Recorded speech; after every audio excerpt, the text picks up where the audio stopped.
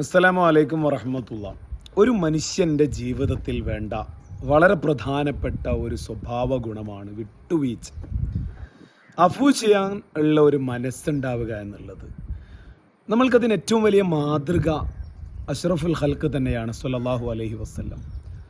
സ്വന്തം ഉപ്പയുടെ സഹോദരനെ ക്രൂരമായി ഇല്ലാതാക്കിയ ഒരു സംഘത്തെ ആ ഒരു വഹ്ഷി എന്ന് പറയുന്ന റളിയല്ലാഹു അൻഹു ഒരു മനുഷ്യന് സുന്ദരമായി മാപ്പ് ചെയ്തു കൊടുക്കാൻ ഹബീബിനൊരു മടിയുണ്ടായിരുന്നില്ല.